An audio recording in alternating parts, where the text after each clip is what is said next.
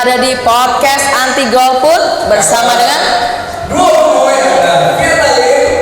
finalis. Oke, nggak boleh. Oke. Bersama saya Finalim dan saya Handsome Abe. Oke. Oh ya. Dan kita lagi ada di podcast Anti Golput. Ini ada perubahan. Karena golput itu Dan gak asik. Iya. Sorry. Tadi ada Kawan ini nggak profesional. Semuanya volunteer. Oke. By the way, Bro Abe, hari ini tuh kita kedatangan tamu yang sangat spesial. Tepuk tangan dulu. Ketahuan. Penonton bukan bayaran. kalau di meriah kita bisa edit. Tenang. Oke. Siapa tuh tamunya? Beliau merupakan sosok perempuan yang sangat banyak memberikan inspirasi tentunya bagi perempuan Indonesia dan juga anak muda. Jabatannya juga nggak tanggung-tanggung loh. Apa aja tuh? Wakil Ketua Umum Gerindra, 1, 2, Ketua Umum Tidar, gokil. ketiga Wakil Komandan Tim Fanta, TKN Fanta. Satu lagi Ketua Umum pribadi saya. Ada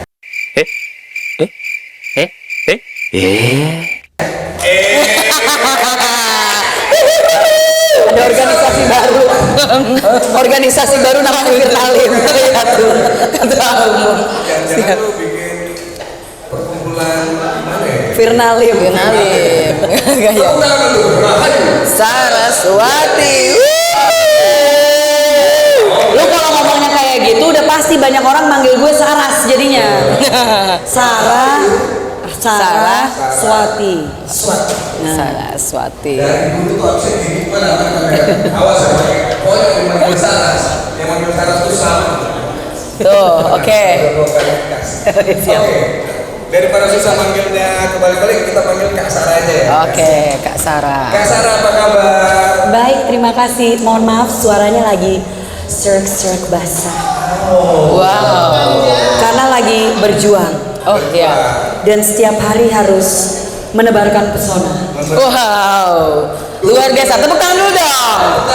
Itu menebarkan pesona Sana. turun dari hasil. Betul. Iya. Gila, ini memang bukti seorang Kak Sarah ini dekat dengan rakyat, khususnya membela kaum perempuan. Kaum perempuan, tentu sekali. Karena selain title yang tadi mentarang itu setahun dua, Doi ini aktivis perempuan. Udah lama banget dan kalau mau kasih gua rangkum semua title itu kita sebutnya superwoman aja lah ya. Yes, superwoman. Karena memang Kak Sarah, setahu saya topinya banyak. Iya. Susah mau yang disebut yang mana tuh, kebanyakan nanti kepanjangan jabatan.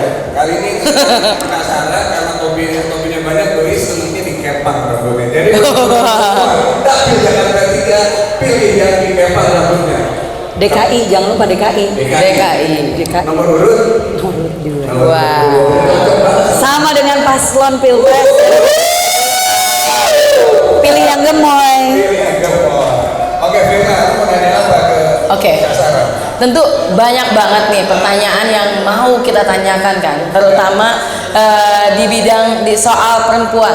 Nah, kita tahu nih Kak Sarah, perempuan ini sangat-sangat sensitif dan sangat-sangat perlu diperhatikan. Apalagi pada pemilu saat ini, jumlah perempuan itu sangat besar dan juga yang saya tahu ya, jumlahnya paling tinggi. Nah, kira-kira nih, karena Kak Sarah ini kan orang dalam, orangnya kan, pasti tahu dong apa aja sih, apakah pasangan Prabowo Gibran itu memprioritaskan perempuan tuh Kak? Mungkin ada Kak? Jadi yang pertama aku koreksi dulu dikit ya Fer, Siap. bahwa perempuan itu nggak lebih banyak daripada laki-laki di Indonesia. Justru lebih banyak laki-laki kalau sesuai dengan BPS, lebih banyak laki-laki dari perempuan di Indonesia. Ya. Pemilihnya pun juga sebenarnya merefleksikan hal itu. Tapi kalau misalkan kita bicara tentang prioritas atau tentang kepentingan perempuan gitu ya. Satu, kita harus berhenti melihat perempuan seolah-olah hanya di isu tertentu. seolah-olah isu perempuan itu hanya soal kesehatan, hanya soal anak-anak, hanya soal sembako, itu aja udah banyak banget, gitu loh.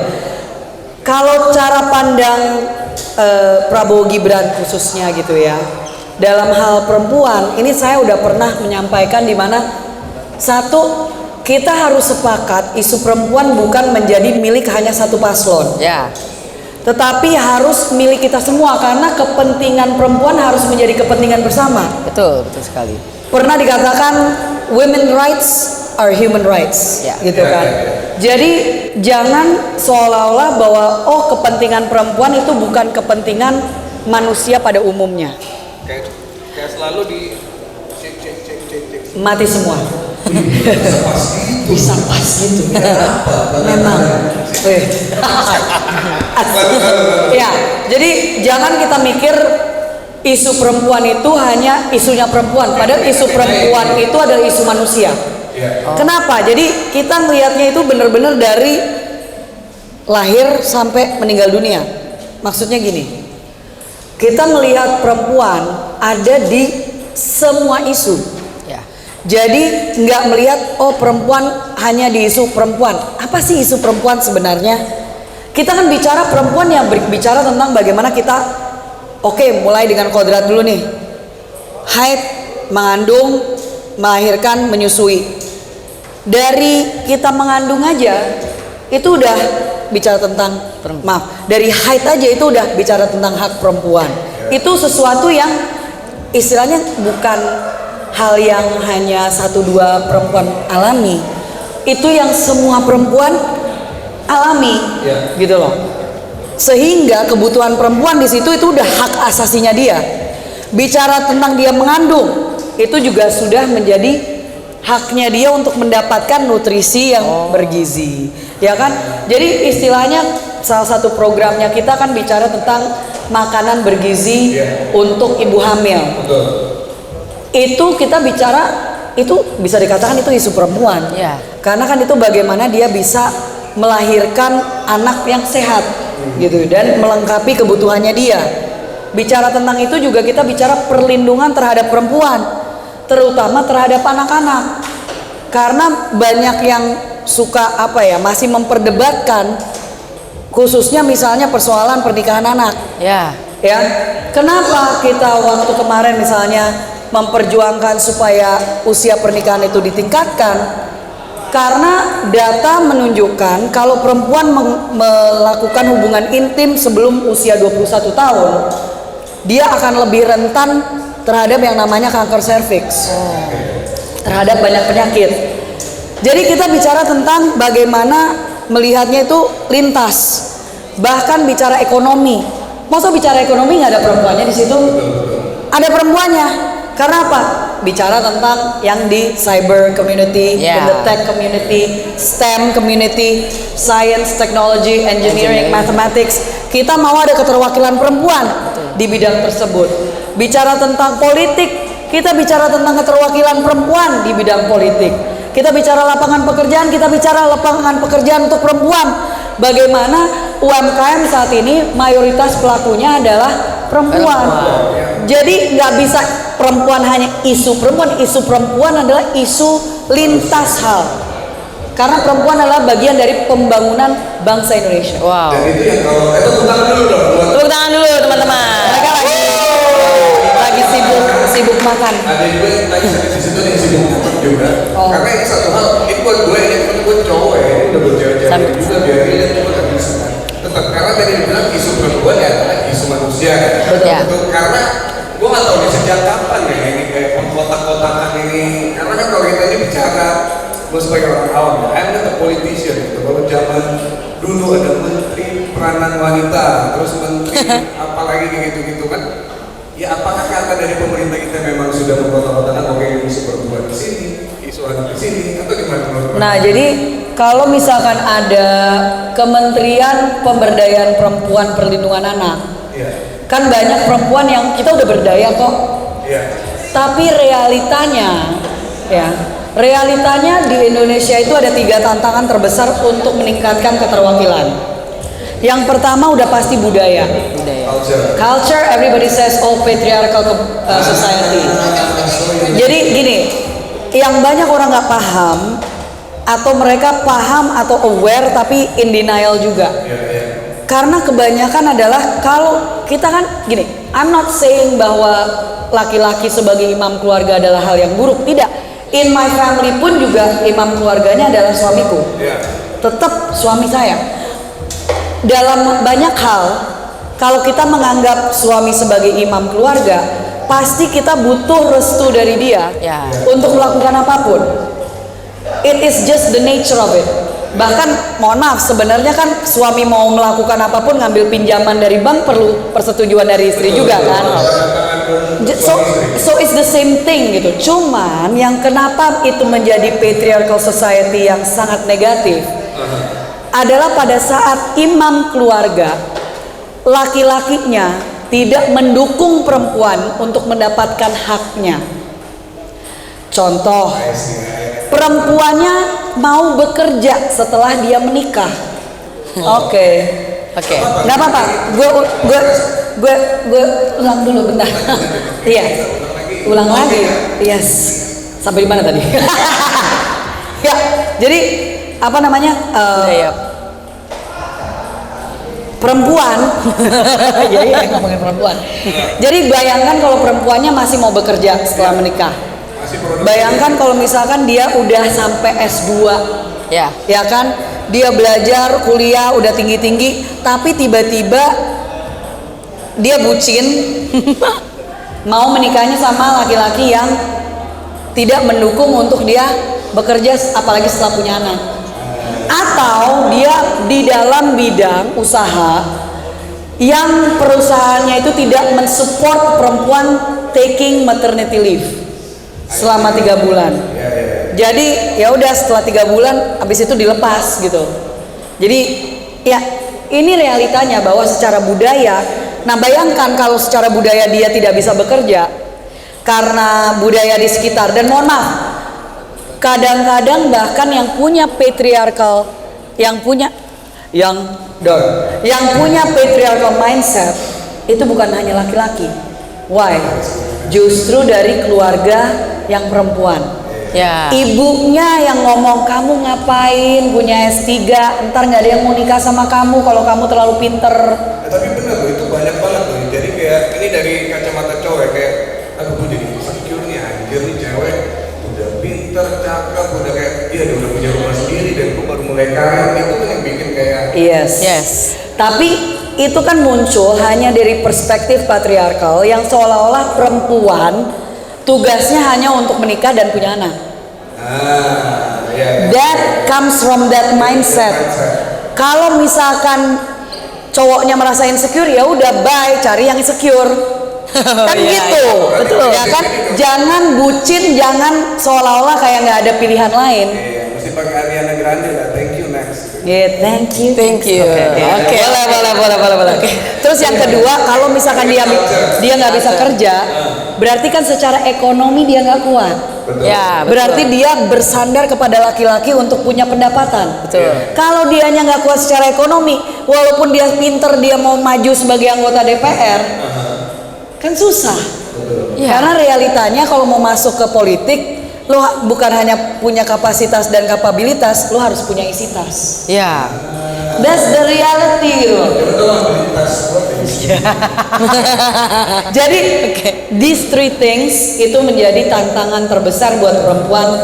Keterwakilan, bahkan I would even say dalam bidang bisnis pun itu juga tantangannya sama seperti itu, gitu kan? The mindset yang dimana ya udah mendingan jangan hire yang perempuan karena nanti dia nggak bisa mobile, jangan hire yang perempuan karena nanti kalau dia punya anak lagi gimana. Betul. Perusahaan kayak HR nanya, kamu nggak ada rencana hamil kan kamu satu? Itu banyak. Bahkan ada even jadi udah dari awal tuh menyatakan harus yang belum menikah. Gitu kan? Jadi even dari lowongan kerjanya aja udah diskriminatif. Benar banget. Ini tuh menarik banget loh teman-teman semuanya. Apalagi memang saya juga tertarik banget waktu itu, sempat jatuh hati banget nih sama Kak Sarah karena kepeduliannya terhadap perempuan. Tentunya kita butuh Kak Sarah yang banyak nih untuk ada di politik. Dan betul banget nih Kak, ini sangat dirasakan. Tadi kalau kita bahas ke poin pertama bahwa Pak Prabowo Gibran adalah pasangan yang sangat fokus terhadap perempuan, dari makan siang dan susu gratis. Dan juga selanjutnya ini Dan juga lapangan pekerjaan. ya betul, lapangan pekerjaan. Jadi lintas Yes. sektor harus ada Lintas gender sektor. mainstreaming. Mainstream. Itu nggak ada diskriminasi sama sekali. Artinya semua program bahkan itu Wow. untuk perempuan juga. Nggak dilihat perempuan hanya di sektor ini, tapi perempuan itu ada di semua sektor. Betul Kak. Sama ini Kak Sarah nih, aku mau tanya, penasaran sekali terkait debat capres malam. Karena kalau kita lihat Mas Gibran sangat fokus di hilirisasi digital. Nah, kalau tadi Kak Sarah sudah membahas tentang STEM, nah apalagi kalau kita, apalagi saya fokus di bidang teknologi, masih banyak sekali perempuan yang belum mau berkecimpung karena ketakutan teknologi seperti inilah, digital itu seperti inilah. Padahal perempuan sangat banyak bisa merasakan manfaat digital itu sendiri. Mungkin ada tips sedikit dari Kak Sarah? Kalau memang dia sebenarnya mau nanya dirinya sendiri, secara itu bidangnya dia. Ya udah gimana tipsnya gimana? Oke, justru saya mau tanya ke Kak Sarah supaya Enggak bisa dong, kan ini mengajar. bidangnya kamu. Silakan. Oke. Kita mau belajar, justru. Apa? itu, Gimana? Sebetulnya ini jadi ditodong langsung. Kasih tepuk tangan dong buat. Gini-gini CEO. In a tech company. Gimana Jadi tips and tricksnya? seperti ini loh. Jadi sebenarnya manfaatnya digital itu sangat luar biasa sekali. Apalagi betul bahwa perempuan itu bukan hanya menjadi isu. Nah teman-teman, apalagi waktu zaman pandemi COVID-19, tahu nggak sih ekonomi itu sangat menurun. Tentunya apa? Yang membangun sektor ekonomi itu dari mana? Dari ruang digital, dan yang paling banyak menyumbang ekonomi menjadi pesat itu adalah kaum perempuan itu sendiri. Seperti itu. Mungkin Salah satunya Firna. Oke, siap. Sarangeo ketun. Tetap ya, selalu. Perempuan ternyata sebegini serunya ya. Seru dong. Itu biasa nggak terlalu, kalau dulu masih ngomongin cewek, paling kalau ngomongin cewek, kalau biasa cowok-cowok ya daripada kalau support, kalau biasa cowok-cowok ngomongin cewek, wih, 7 lagi tuh cewek. 8. Oh gitu ya. Iya, kalau cowok-cowok biasanya harusnya 10, cuma gara-gara ini jadi 6 nih gitu loh. Nah kita tuh cuma ngomongin ini. Biasanya gara-gara apa ya? Jadi penasaran gue. Tahu? Emang iya deh. Apa jangan-jangan lo doang itu? Terus gimana? Nah maksudnya adalah itu banyak sekali gue temui kayak kalau mungkin kalau di kota besar, apalagi itu kan di industri startup company gitu, Yes. kesetaraan sih udah agak cukup terlihat. Banyak CEO, womanpreneur dan lain-lain segala macam. Tapi kayak yang tadi dilihat, gue juga sedikit shock. Ternyata lagi memperjuangkan usia pernikahan tadi tuh ya. Iya. Dengan artinya kan tingkat kedewasaan. Tapi di sisi lain tadi sudah dibilang culture di beberapa suku di Indonesia mereka tuh ya udah nikah umur 14 tahun juga ya sudah, 16 tahun juga ya sudah. Nah itu gimana tuh kira-kira melihat hal-hal seperti itu? Kayaknya kita sebenarnya balik ke kesadaran dan pendidikan. Ya. Karena kembali lagi it's not satu biologically perempuan tuh walaupun dia sudah menstruasi belum tentu dia secara biologis sudah siap untuk punya anak. It's a different thing. Karena seringkali disamakan, tapi itu hal yang sangat berbeda. Yang kedua, tanggung jawab kalau udah punya anak, gimana masuk anak kecil disuruh untuk bring up anak kecil. Saya suka banget dengan caranya ada beberapa sekolah internasional. Cara mereka mendidik anak-anaknya bagaimana untuk punya kesadaran tentang tanggung jawab yang mereka harus emban kalau mereka punya anak. Itu dengan kasih baby doll yang bisa pup, bisa nangis, bisa pipis just like a normal baby. Jadi simulasi. It's a simulasi dan dikasih dia harus take care selama seminggu. Oh wow. Dan dia harus record jam berapa dia ganti popok, jam berapa dia kayak Tamagotchi tapi beneran baby. Bener dari pertama gue sih. Lo tahu? Usia ya, milenial masih bisa bro. Gini-gini tapi masih milenial. Iya, kagak. Kan penghujungnya 81, ya kan? So, menurut aku tuh itu gila karena mereka jadi sadar, oh my gosh, satu harga Pampers berapa. Oh ya. Terus kalau mereka nggak bisa menyusui, susu formulanya harganya berapa. Hal-hal seperti itu tuh konsekuensinya mereka tidak menyadari. Jadi I think pendidikan, kesadaran tentang konsekuensi yang mereka hadapi dari tindakan mereka gitu loh, dari keputusan yang mereka ambil. Kalau mereka pikir bahwa it's fine ya go ahead gitu mungkin ya. Dalam arti ya udah, tapi konsekuensinya tuh banyak loh. Betul. Nah, ada nggak bocoran program dari Pak Prabowo Gibran tentang hal ini? Kan kita bicara edukasi ya, edukasi yang merata. Karena kalau gue lihat ya, gue sendiri ya, tugas di The Glory, gue sudah membangun 3 sekolah. Alhamdulillah, puji Tuhan. Iya, kemudian bapak intinya adalah kayak daerah-daerah sana itu tenaga pengajarnya agak sangat-sangat minim ya kalau boleh dibilang. Nah ini yang aneh. This is salah satu hal yang sangat, it's like I would say it's a dichotomy, it's a little bit of a paradox. Iya. Karena di satu sisi seolah-olah kita kekurangan guru, tenaga guru. Tapi di sisi lain, guru honorer kita tuh banyak banget jumlahnya. Di mana tuh ini ketimpangan ini? Ya, jadi itu semua menurut saya kembali lagi soal kebijakan. Kebijakan yang ada di Menpan RB karena itu berkaitan dengan PNS. Kalau kita bicara guru, itu guru terutama yang untuk sekolah negeri, beda dengan yang sekolah swasta ya. Negeri banget. SDN 01 lagi baru dari utara, SMP 134 dari utara, dan Jakarta 3. Wow, luar biasa. DKI. Ya, ntar kalau misalkan bilang dapil 3, ntar dikasih. Nah, Kak Sarah, tadi lu cerita tentang patriarki. Ini mungkin gue buka di sini. Buat teman-teman yang lihat gue handsome, memang benar gue. Nah ini gue harus sampaikan. Dari luar sana, cakep, tapi sorry gue udah pakai cincin pun. Thank you Jonas, I love you full.